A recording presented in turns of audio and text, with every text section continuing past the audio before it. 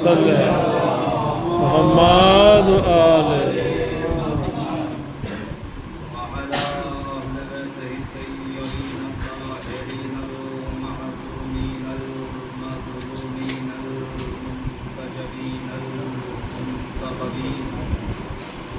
ولعنة الله على أعدائهم أجمعين من الآن إلى قيام يوم الدين أما بعد فقد قال الله تبارك وتعالى في القرآن المجيد وقوله الحق بالحق بسم الله الرحمن الرحيم أفمن يهدي إلى الحق أحق أن يتبع عزیزان گرامی ارباب دانش صاحبان فکر و فہم مادمداران سید الشہداء علیہ السلام صداران حضرت فاطمہ زہرا سلام اللہ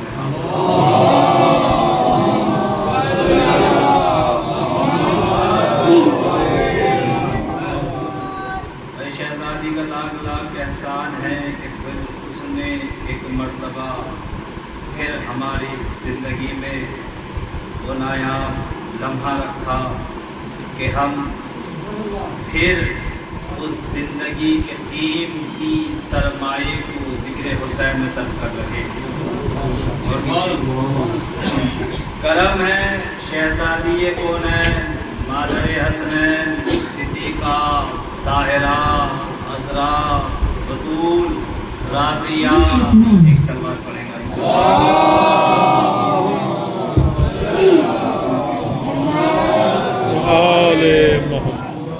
آپ میری طرف متوجہ رہیے گا انشاءاللہ اپنی خستگی کو تھوڑا سا دور کیجیے گا بہرحال پیشخانی بہت زیادہ ہو گئی ہے تو اس وجہ سے آپ پریشان ہوئیے گا انشاءاللہ متوجہ رکھیے گا شہزادی کا لاکھ لاکھ احسان یہ ہے کون شہزادی جو صدیقہ طاہرہ عذرا بطول راضیہ مرضیہ جناب فاطمہ زہرا سلام اللہ علیہا کا بھائی اس کا لاکھ لاکھ احسان یہ ہے کہ اس نے ہمیں اشک عزا جیسی قیمتی دولت دے کر شہزادی کا لاکھ لاکھ احسان یہ ہے کہ اس نے اشک عزا جیسی قیمتی دولت دے کر زمین پر رہنے کے بعد ہمیں عرش والوں کے جیسا بنا دیا زمین پہ رہنے کے بعد ہمیں عرش والوں کے جیسا بنا دیا اور قسم خدا کی بستیوں میں پڑی ہوئی ہم جیسی مخلوق کو آسمان فرش عزا تک پہنچایا غور کیجئے گا بھائی شہزادی کا لاکھ لاکھ احسان یہ ہے کہ اس نے بستیوں میں پڑی ہوئی ہم جیسی مخلوق کو آسمان فرش عزا تک پہنچایا بھائی اس فرش عزا کو آسمان نہ کہے تو کیا کہے بلکہ اس فرش عزا کا حق تو یہ ہے کہ یہ فرش عزا آسمانوں کا بھی آسمان ہے بھائی اس فرش عزا کا حق تو یہ ہے کہ یہ آسمانوں کا بھی آسمان ہے اس لیے کہ آسمان کہتے کسے ہے جب ہم نے لغت شیعت میں آسمان کے معنی کو دریافت کرنا چاہا تو سوال محبت سے یہی جواب آیا کہ دیکھو آسمان کہتے ہی اس کو ہے جس کو نبی کی نالین دون دے جس کو نبی کی نالین دون دے جس کو نبی کی نالین دون دے تو سر اٹھائیے گا وہ ہے آسمان یہ ہے فرش عزا سرکار وہاں بھی گئے سرکار یہاں بھی آتے ہیں لیکن قسم خدا کی دونوں کے آنے جانے میں زمین آسمان کا فرق ہے جہاں معراج پر ہمارا حبیب چوتیاں پہن کر جائے اسے آسمان کہتے ہیں جہاں بابا برہنات فرش عزا کہتے ہیں سبحان اللہ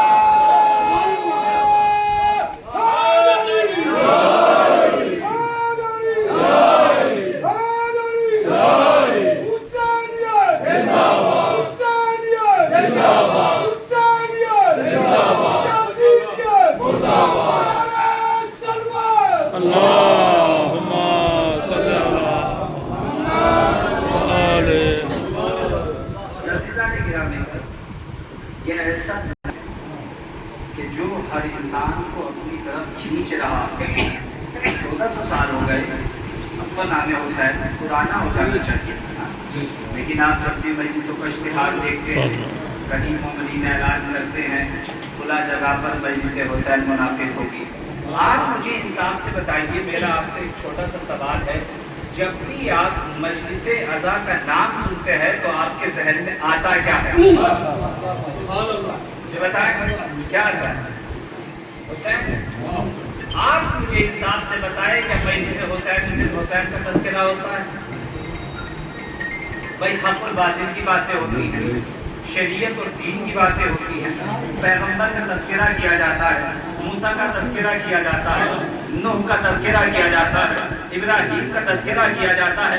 ایسا تو نہیں ہے نا کہ کبھی بھی ایسا ہو کہ صرف نام حسین لیا جائے، لیکن وجہ کیا ہے؟ بھائی جب بھی آپ مجلس کا اشتہار دیکھتے ہیں یا کوئی اعلان کرتا ہے تو آپ کے ذہن میں نام حسین آتا ہے۔ بھائی وجہ کیا ہے؟ میں نے علماء سے پوچھا تو علماء نے جواب دیا، بھائی وہ حسین ہی تو تھے جو تمام انبیاء کی کاوشوں کو بچا کر لے گیا۔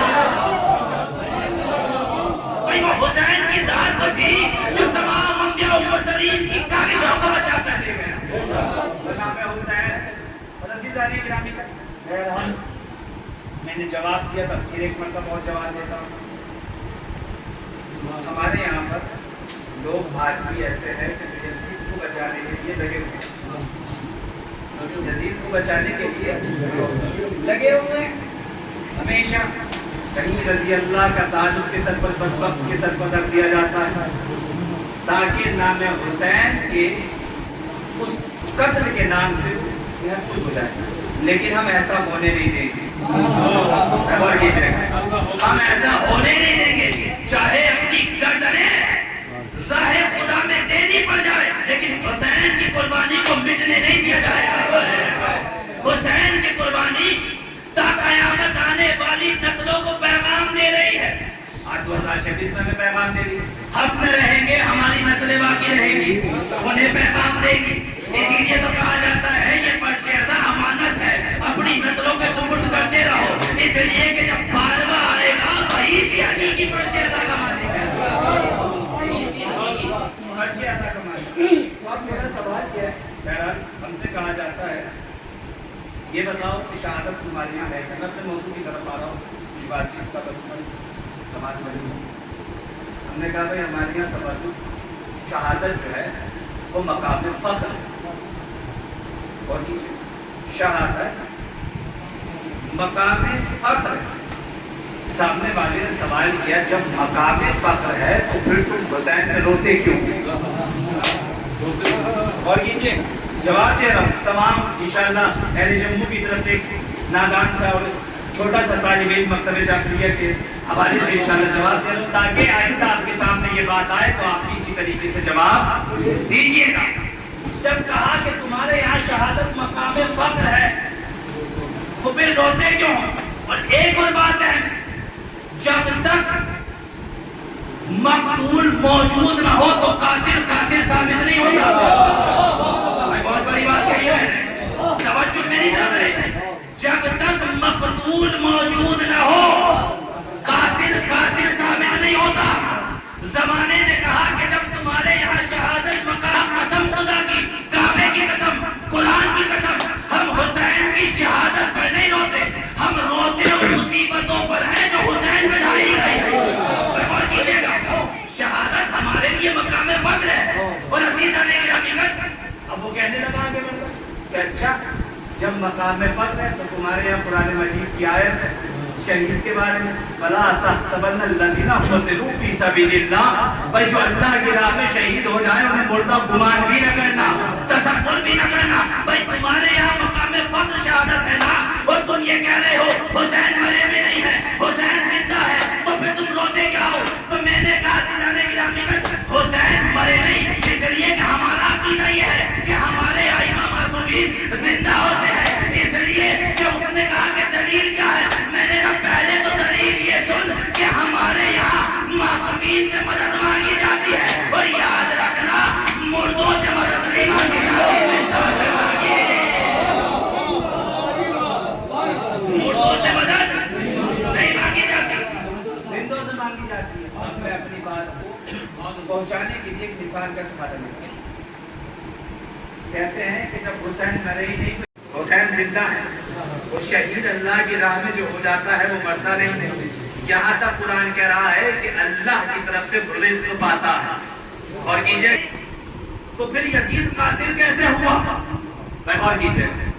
اب آپ دنیا کی کسی بھی کنٹری میں چلے جائیں, بہرحال میں نے مثال دی ہوئی ہے, جو حضرات نئے ہونے کے لیے شاید نئی بات. وہاں پر ایک کامن قانون ملے گا. کچھ درخت ایسے ہیں کہ جن کو کاٹنا سرکار کی طرف سے, حکومت کی طرف سے پابندیاں لگی ہوئی. آپ کسی بھی کنٹری میں چلے جائیں, ہندوستان میں بہت سے درخت ایسے ہیں. اسی طریقے سے ہر کنٹری میں آپ چلے جائیں, کوئی ایک درخت ایسا ہوگا کہ جس کے کاٹنے پر حکومت کی طرف سے پابندی ہوگی. آپ کوئی ایسا درخت کاٹ لیجئے, حکومت کو پتہ چل جائے, سپاہی آئیں گے, آپ کے ہاتھوں میں ہتھکڑیاں لگائیں گے, آپ کو زندان میں ڈال دیں گے. اب زندگی زندان میں بسر ہو رہی ہے. کچھ عرصے کے بعد, 1 سال کے بعد آپ کا بیٹا آپ سے ملنے کے لیے آئے اور آنے کے بعد کہے بابا جان آپ عدالت میں اپنی یاچکا رکھیے اور یہ کہہ کر رکھیے کہ جو پیڑ آپ نے کاٹا تھا وہ پھر اپنی جگہ سے زندہ ہونے لگا. وہ پیڑ جو آپ نے کاٹا تھا وہ اپنی جگہ سے زندہ ہونے لگا. جب آپ کی یاچکا حکومت کے سامنے دیں گے تو یہ آپ کی یاچکا یہ کہہ کر رد کر دی جائے گی, بھائی یہ تو پیڑ کا کمال ہے کہ وہ کٹ کر زندہ ہوا. یہ تو پیڑ کا کمال ہے کہ وہ کٹ کر دوبارہ زندہ ہو گیا. گناہ تو تم نے کیا تھا, غلطی تو تم نے کی تھی, پیڑ تو تم نے کاٹا تھا. بھائی یہی تو بات ہے. زمانے والے یزید کو بچا رہے ہیں. ہم کہتے ہیں بھائی یزید نے حسین کا قتل کرایا تھا, امام حسین کی شہادت میں اس کا ہاتھ تھا. یہ حسین کا کمال تھا جو کٹے سر سے قرآن سنا رہا تھا.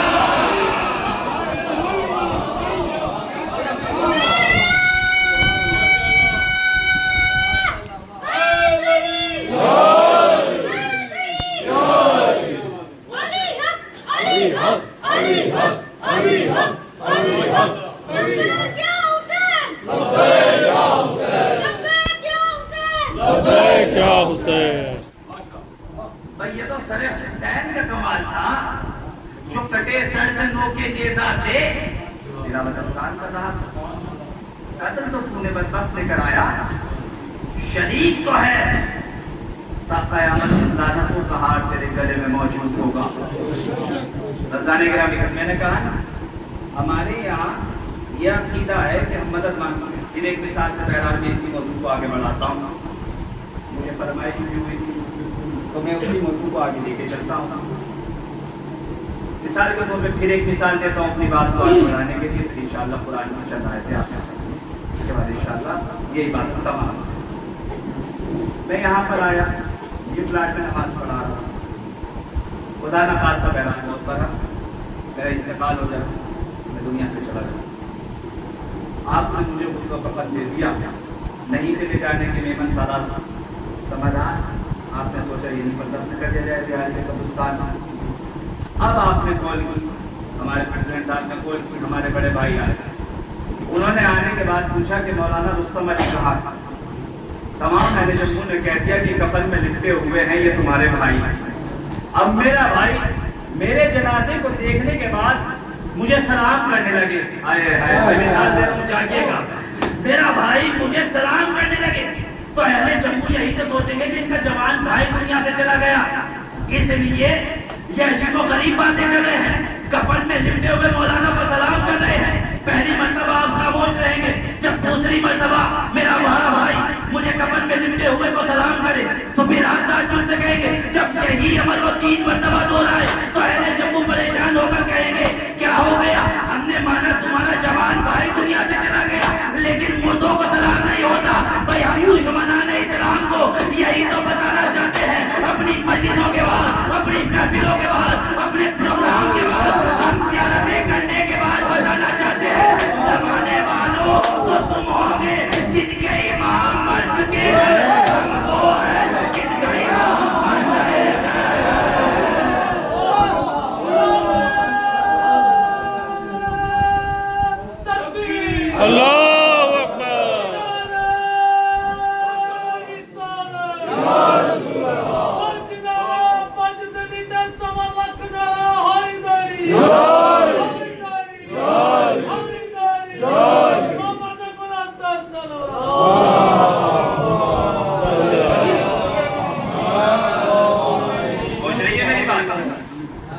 بھائی وہ ہم تنہا شیعہ حیدر کرار ایسی قوم ہے کہ جن کے امام تھے نہیں.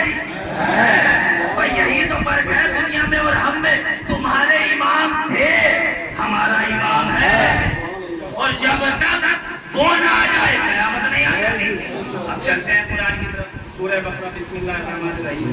اِنَّ فِي خَلْقِ السَّمَاوَاتِ وَالْأَرْضِ وَاخْتِلَافِ اللَّيْلِ وَالنَّهَارِ وَالْفُلْكِ الَّتِي تَجْرِي فِي الْبَحْرِ بِمَا يَنفَعُ النَّاسَ وَمَا أَنزَلَ اللَّهُ مِنَ السَّمَاءِ مِن مَّاءٍ فَأَحْيَا بِهِ الْأَرْضَ بَعْدَ مَوْتِهَا وَبَثَّ فِيهَا مِن كُلِّ دَابَّةٍ تَجْرِي فِي الرِّيَاحِ وَالسَّحَابِ الْمُسَخَّرِ بَيْنَ السَّمَاءِ وَالْأَرْضِ لَآيَاتٍ لِقَوْمٍ يَعْقِلُونَ.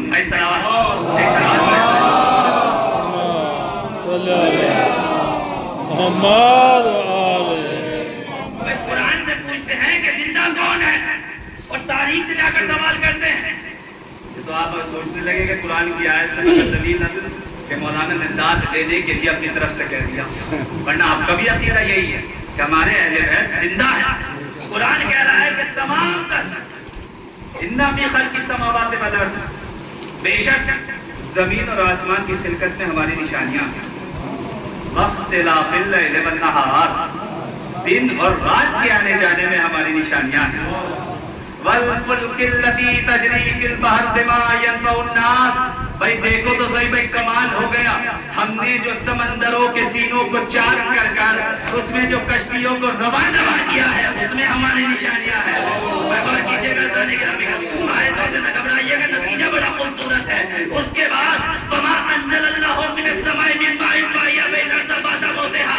ہم نے جو آسمان سے بارش کو برسایا ہے, ہم نے جو آسمان سے بارش کو برسایا ہے, یہ پانی برسایا ہے, اس میں ہماری نشانیاں ہیں. وہ کیسے؟ فَأَحْيَا بِهِ الْأَرْضَ بَعْدَ مَوْتِهَا. ہم اس بارش کے ذریعے سے مردہ زمینوں کو زندہ کرتے ہیں, اور زندگی دینے کے بعد اس میں ہماری نشانیاں ہیں. فَأَحْيَا بِهِ الْأَرْضَ بَعْدَ مَوْتِهَا. اب عزیزاں میں کہوں گا پروردگار, اس سے پہلے اس آیت کو آگے بڑھانے سے پہلے اللہ نے ایک قانونی فیصلہ کیا. لَآیَاتٍ لِقَوْمٍ یَعْقِلُونَ. غور کیجیے گا, لَآیَاتٍ لِقَوْمٍ یَعْقِلُونَ.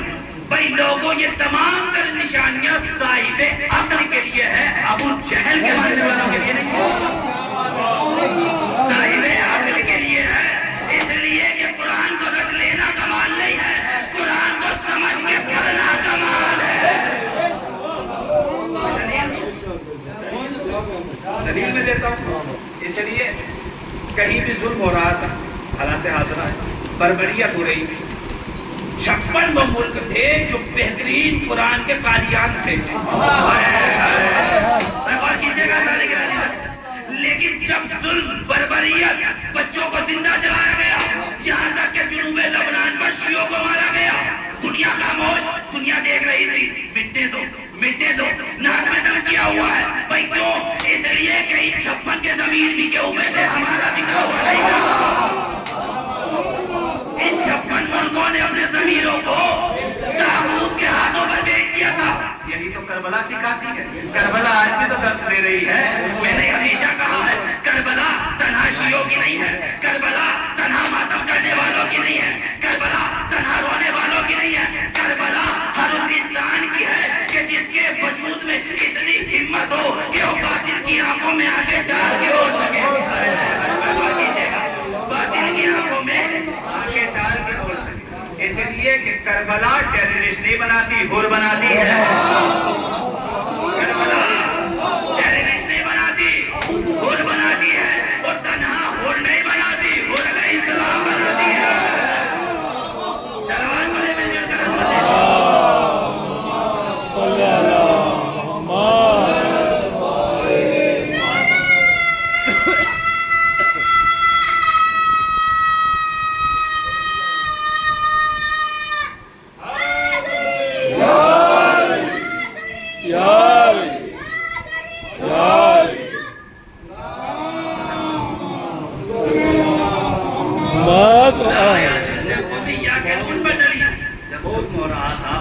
عملیات ہو رہی تھی، بچوں کو زندہ جلایا جا رہا تھا، اور ابھی تک آپ دیکھیے جا کر لبنان میں جتنے جنوب لبنان میں شیعہ نے حیدر کردار کے گھر پہ سب کو برباد کر دیا۔ کون ہے برباد کرنے والا؟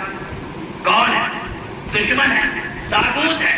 لیکن جب فلسطین اور غزہ میں مارا جا رہا تھا مگر علی والے بول رہے تھے، 56 خاموش تھے مگر جن کے پاس کربلا کی علمبرداری تھی، جو علی کے حقیقی غلام تھے، وہ بول رہے تھے، دشمن کی آنکھوں میں آگے ڈال کر بات کر رہے تھے، تو 56 کہنے لگے جب ہم نہیں بول رہے تم بھی خاموش ہو جاؤ، جب ہم نہیں بول رہے تم بھی خاموش ہو جاؤ۔ اب عزیزان گرامی مجھے انصاف سے بتائے، 56 کا قبلہ بھی ایک تھا، ایران کا قبلہ بھی ایک تھا، 56 کی کتاب بھی ایک تھی، ایران کی کتاب بھی ایک تھی، 56 بھی کعبے کی طرف رک کر کے نمازیں پڑھ رہے تھے، ایران بھی ادھر کو نمازیں پڑھ رہا تھا، لیکن جب ظلم ہوا، بربریت ہوئی، وہاں ایران بولا 56 خاموش، ایران بولا 56 خاموش۔ عزیزان گرامی وہاں علی والوں نے بول کر بتا دیا، یاد رکھنا 56 میں قرآن پڑھا جاتا ہے، علی والے قرآن سمجھتے ہیں۔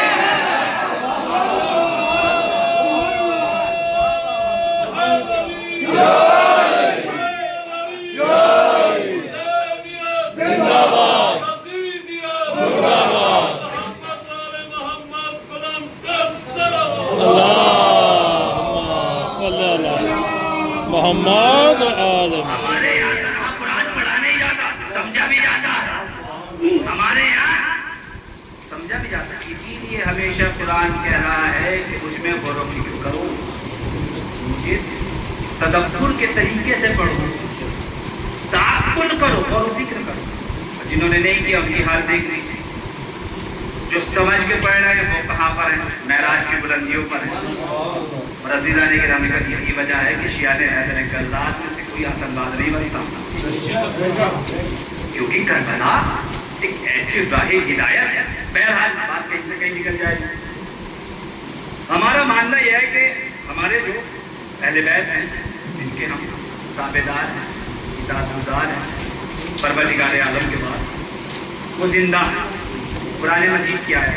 وَمَا أَنزَلَ اللَّهُ مِنَ السَّمَاءِ مِن مَّاءٍ فَأَحْيَا بِهِ الْأَرْضَ بَعْدَ مَوْتِهَا۔ ہم نے جو آسمان سے بارش کو برسایا ہے، بیجا نہیں برسایا، فضول نہیں برسایا، بلکہ اس بارش کے ذریعے سے ہم مردہ زمین کو زندہ کرتے ہیں۔ جب زندگی عطا کر دیتے ہیں تو زندگی کے بعد اس میں اللہ کی نشانیاں ہیں۔ غور کیجیے گا میں کہوں گا پروردگار، ہم نے آج تک سنا تھا انسان مردہ، انسان زندہ، جانور مردہ، جانور زندہ۔ پروردگار، ہم نے کبھی نہیں سنا تھا کہ کوئی زمین مردہ بھی ہوتی ہے۔ غور کیجیے گا، کوئی زمین مردہ بھی ہوتی ہے۔ میں کہوں گا پروردگار ہمیں بتا تو صحیح کہ کسی کال کوٹری کی زمین کو مردہ زمین کہتے ہیں۔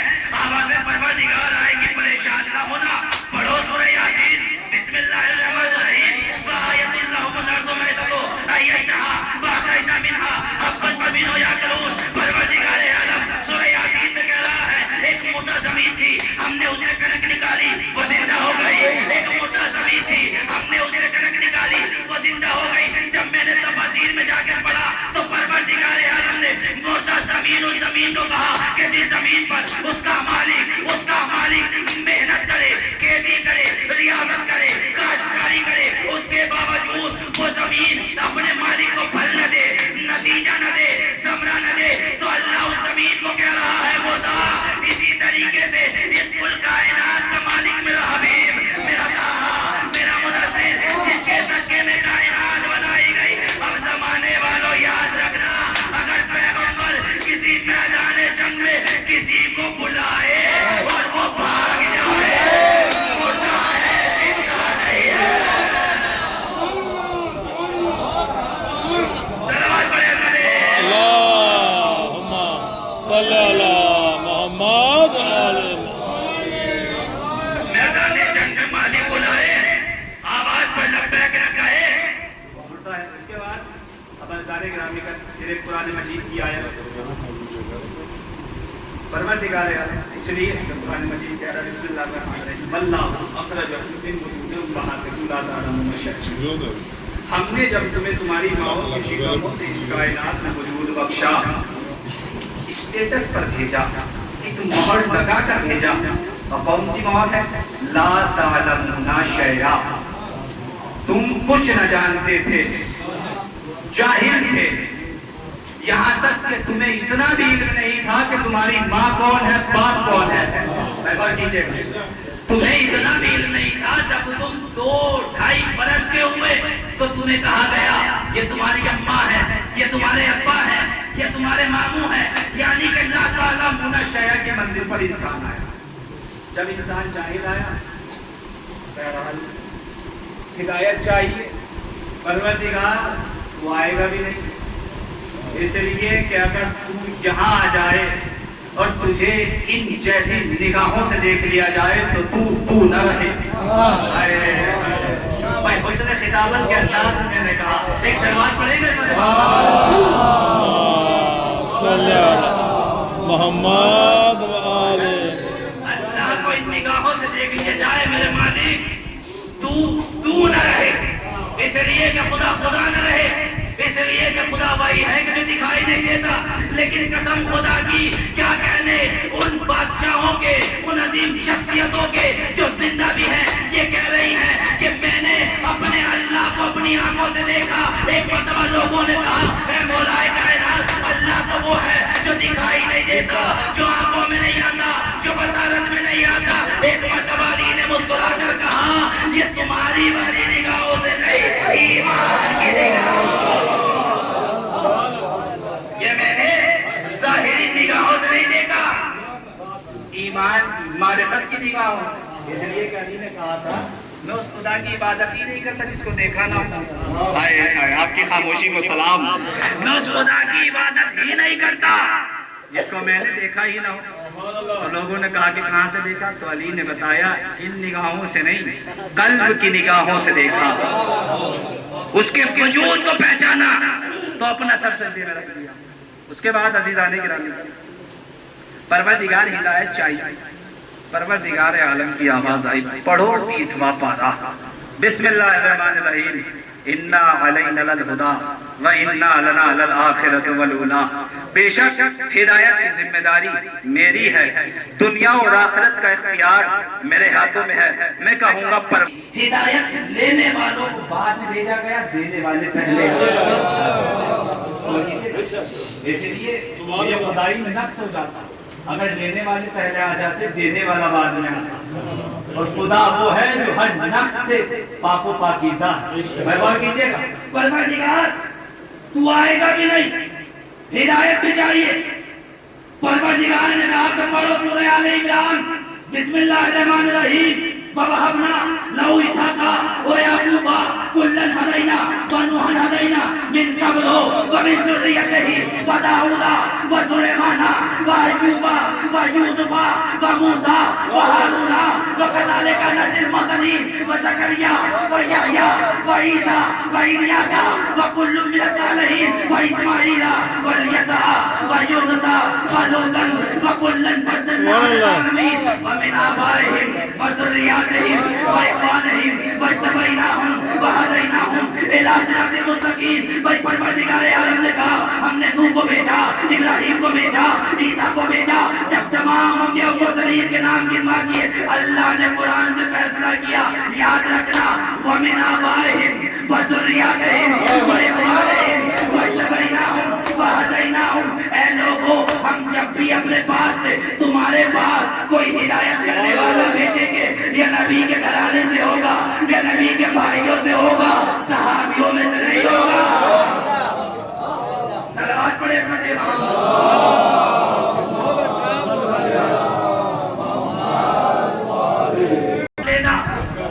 اگر قرآن کی آیت سے باہر چلا جائے تو ہادی نہیں ہے. بزانے کے رامی کا ہدایت پروردگار ہے. اس کے بعد پھر ایک قرآن مجید کی آیت پڑھتا ہوں، انشاءاللہ تھکیے گا نہیں. اس لیے کہ علماء کی سیرت رہی ہے. جملہ کو علماء کا کردار یہ رہا ہے کہ اپنی نوجوان نسلوں کے سامنے اتنی قرآن کی آیتیں پڑھو، اتنی آیتیں پڑھو، جب بھی دشمنان اسلام ان سے سوال کرے تو ان کی زبان سے جھوٹوں کی روایت نہ نکلے، قرآن کی آیت نکلے. بھائی جھوٹوں کی روایتیں نہ نکلے، قرآن کی آیتوں سے جواب دے. اور ایسا نہیں گرامی کر علماء کے سامنے دلیل کہ دلیل دیتا ہوں جنت میں ماحول کیسے ہے؟ اس لیے کہ جنت میں ہدایت دی جاتی ہے، انسان گمراہی کی طرف نہیں جاتا، اس لیے کہ جو گمراہ ہوگا وہ جنت میں آ نہیں سکتا، جو گمراہ ہوگا وہ جنت میں آ نہیں سکتا۔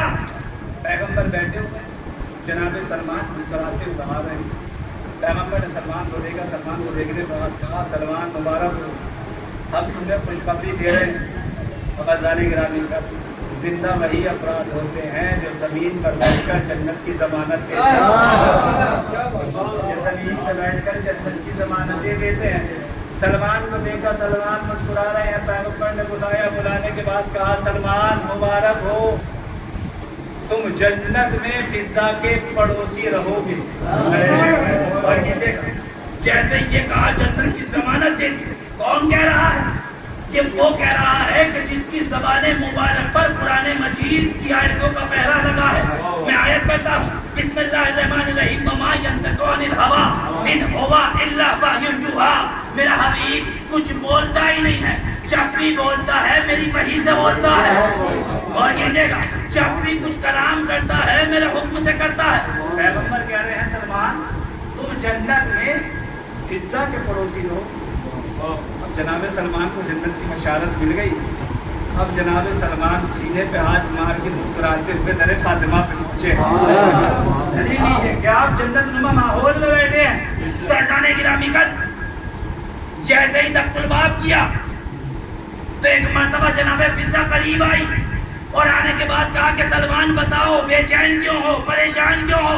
ایک مرتبہ جناب سلمان نے مسکرا کر کہا فضا مبارک ہو، ہمیں رسول نے جنت کی ضمانت دی تھی، جنت کی ضمانت دی ہے۔ ایک مرتبہ جناب فضا نے مسکرا کر کہا سلمان جنت تمہیں مبارک ہو، فضا تو رہتی جنت تمہیں مبارک ہو، فضا تو رہتی ہی جنت میں ہے۔ اب جس جگہ زہرا آ جائے، سادات کی والدہ گرامی آ جائے، وہ جگہ جنت سے کم نہیں ہوتی۔ ایک سب بات پڑھے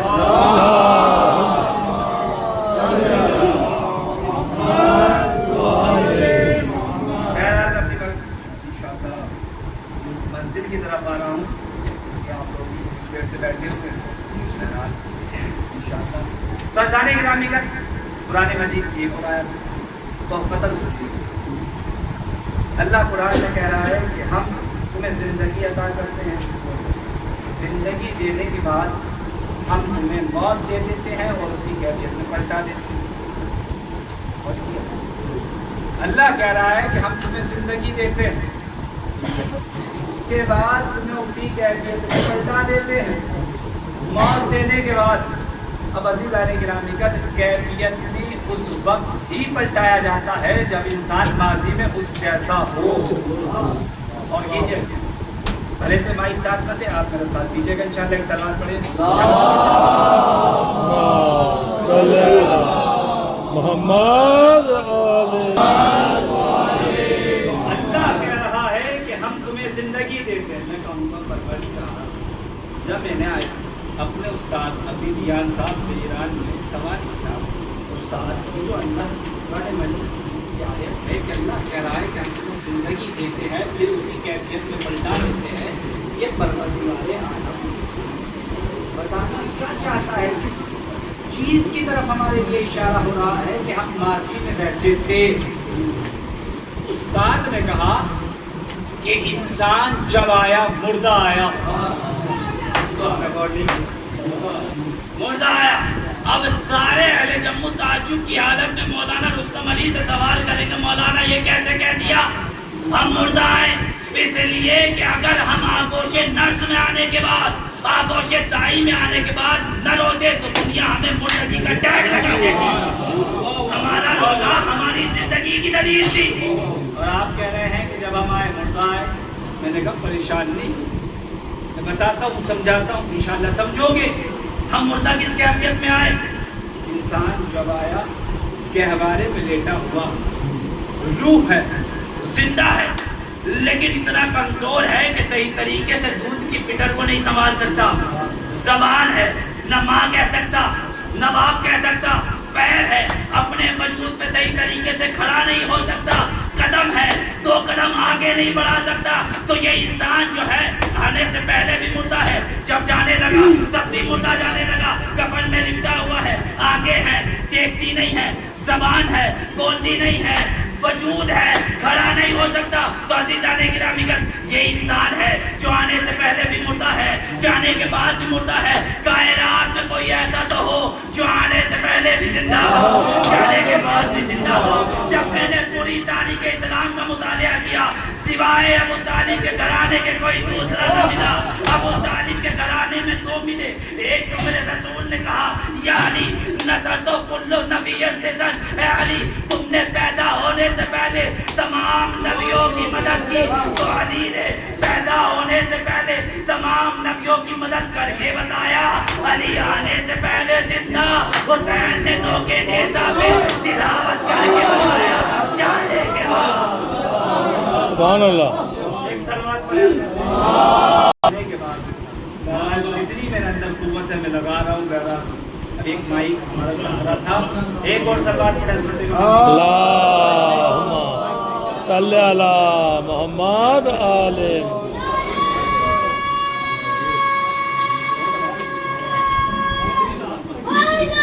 یا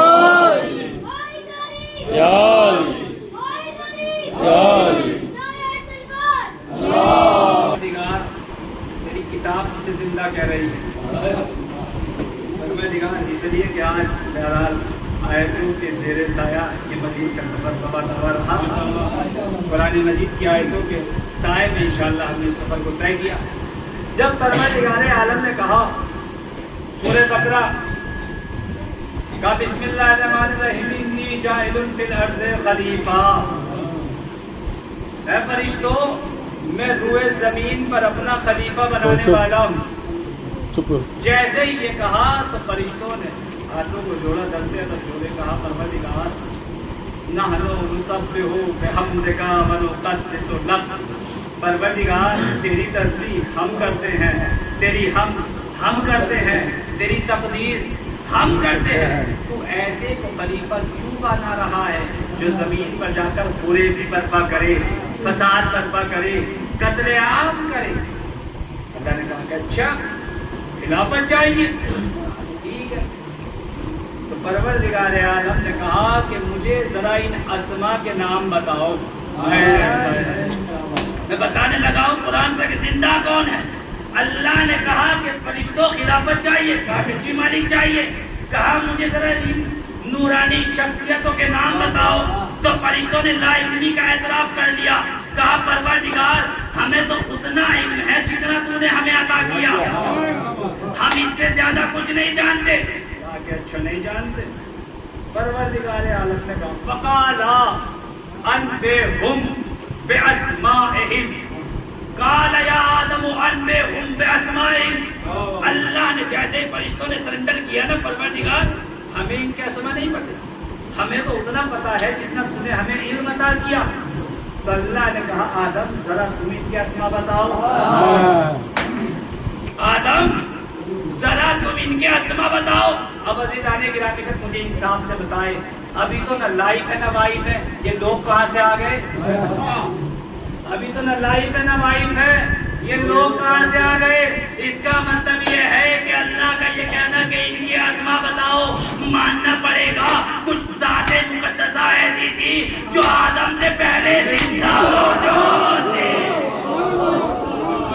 کچھ اسما ایسے تھے جو آدم سے پہلے اور یہ اتنے پاورفل تھے کہ ان کے نام بتانے پر خلافت بانٹی جا رہی تھی۔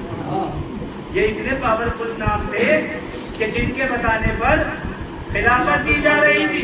نظانے کی رابطہ کر جناب آدم سے جب بہرحال میں نے بہت مختصر کر دیا، جناب آدم نے قصیدے پڑھنے شروع، اللہم انت المحمود حاذا محمد انت الاعلی حاذا علی انت فاطر السماوات والارض حاذہ فاطمہ انت المحسن حاذا حسن انت بدیع الاحسان حاذا حسین۔ بھائی جیسے ہی اللہ نے آدم سے پوچھے تو آدم نے قصیدہ پڑھنا شروع کر دیا، پروردگار تو محمود ہے، یہ محمد محمد ہے، تو اعلیٰ ہے، یہ علی ہے، تو فاطر السماوات والارض ہے، یہ فاطمہ ہے، تو محسن ہے، یہ حسن ہے، تو قدیم الاحسان ہے، یہ حسین ہے۔ بس جیسے ہی آدم نے اپنی زبان پر پنجتن کے نام کو جاری کیا، اللہ نے فوراً کہا اسجدوا لآدم، اب آدم کو سجدہ کرو۔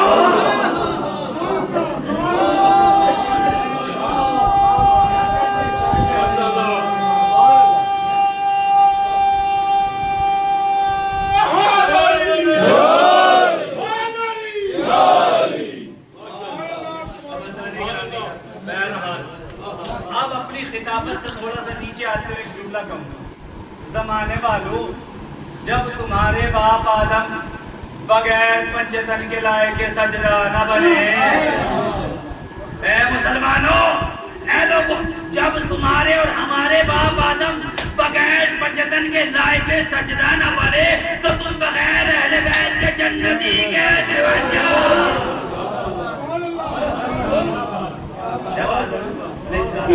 روزانہ گرامی کا بیان بہت پرانی موضوع ہے، میں نے کم کر دیا۔ انشاءاللہ کبھی اللہ نے زندگی دی پھر انشاءاللہ اس نمبر سے حق اہل بیت۔ اب بہرحال ہماری کیا زبان ہے کہ اہل بیت کا حق ہم سلمان جیسی سیرت چاہیے۔ نہ جانے کتنے ہم دن بھر میں گناہ کرتے ہوں، لیکن یہ وہ افراد تھے کہ جنہوں نے اپنے وجود میں اہل بیت کو بسایا تھا، جنہوں نے اپنے وجود کو زینت بخشی تھی تو اہل بیت کے ذکر سے بخشی۔ یہی وجہ تھی، کہیں کے بھی رہنے والے تھے، پیغمبر گلے لگا کے بتا رہے تھے کہ سلمان اہل بیت میں سے ہے، سلمان اہل بیت میں سے۔ اور عزیزان گرامی کا چاہے پیغمبر کا رشتہ دار ہی کیوں رہا، قرآن لعنت بھیج رہا۔ بسم اللہ الرحمن الرحیم، تبت یدا ابی لہب۔ اس کا مطلب یہ ہے کہ رشتہ داریوں کی بنیاد خون نہیں دیکھا جائے گا، رشتہ داریوں کی بنیاد حق اور عدالت دیکھی جائے گی، حق اور عدالت دیکھی جائے گی۔ ایک جملہ ایک مرتبہ کسی چاہنے والے نے مولا کائنات سے سوال کیا، اور نہیں کیا آپ نے؟ اب سامنے والے نے چوک کر سوال کیا، مولا وہ کیسے؟ اب مولا کائنات نے کہا کہ یاد رکھنا عدل اس لیے افضل ہے، اگر زمانے میں عدالت قائم ہو جائے تو سخاوت کی ضرورت نہ پڑے۔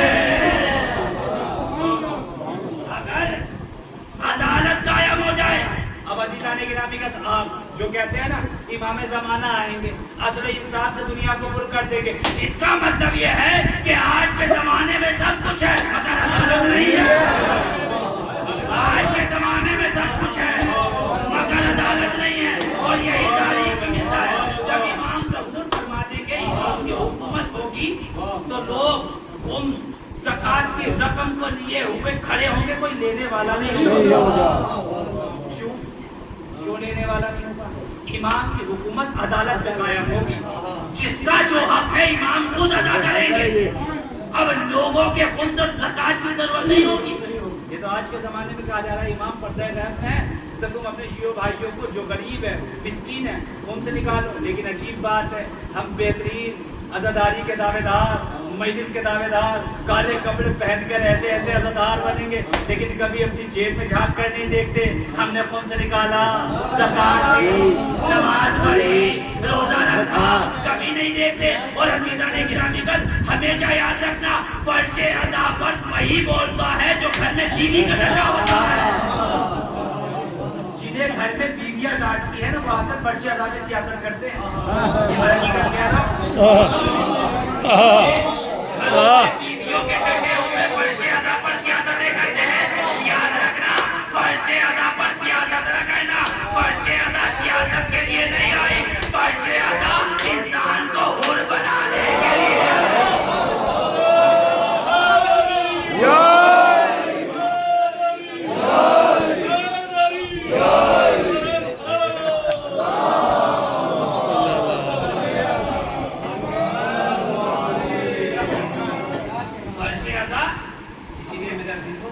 واجبات کو لے کے چلتے ہیں، اس لیے کہ ہمیں وہ عمل کرنا ہے کہ جس سے حسین راضی ہو۔ اور اگر ہم دیکھیں تو حسین نے اپنی جنگ کو روکا۔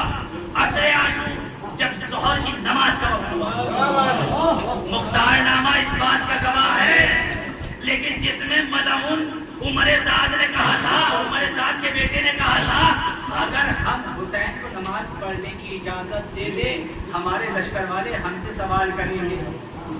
عمر سعد نے کہا تھا کہ نہیں بیٹا، نماز واجب فریضہ ہے، ادا کرنے دو، ہم بھی نماز پڑھتے ہیں۔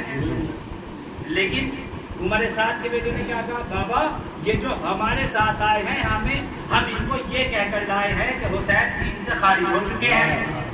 اگر انہوں نے نماز قائم کی، حسین والوں نے اور ہمارے لشکر والوں نے دیکھ لیا تو سمجھ جائیں گے کہ ہمیں غلط کہا گیا، اس لیے بابا حسین کا نماز نہ ادا کرنا۔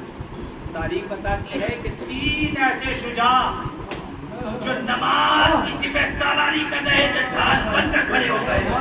حسین تیروں کے درمیان آخری سجدہ ادا کر رہے ہیں اور تیر آتے جاتے ہیں، لیکن حسین کی نماز میں ذرا سی جنبش نہیں آتی۔ یہ حسین پیغام دے رہے ہیں، میرے نوجوانوں، جس طریقے سے ہمارے عزا خانے آباد ہے اسی طریقے سے ہماری مسجدیں آباد ہونی چاہیے۔ جس طریقے سے ہمارے عزا خانے آباد ہیں اسی طریقے سے ہماری مسجدیں آباد ہونی چاہیے۔ اس لیے کہ عزیزان گرامی میں نے کہا تھا جب بھی مجلس حسین میں آؤ، جب بھی حلقہ ماتم میں کھڑے ہو، باوضو ہو کے آیا کرو، باوضو ہو کے آیا کرو، اس لیے کہ جب نماز کا وقت ہو جائے تو فوراً اللہ کی بارگاہ میں سر کو رکھ دو اور زمانے والوں کو بتاؤ کہ یاد رکھنا حسین نے جو قربانی دی تھی وہ سجدے کے لیے دی تھی۔ حسین نے جو سر کٹایا تھا وہ سجدے میں کٹایا تھا کہ غیب سے آواز آئے گی یہ میرا چاہنے والا۔ آپ اپنا کردار حر کی طرح بنائیں، مقداد کی طرح بنائیں، ابو ذر کی طرح بنائیں۔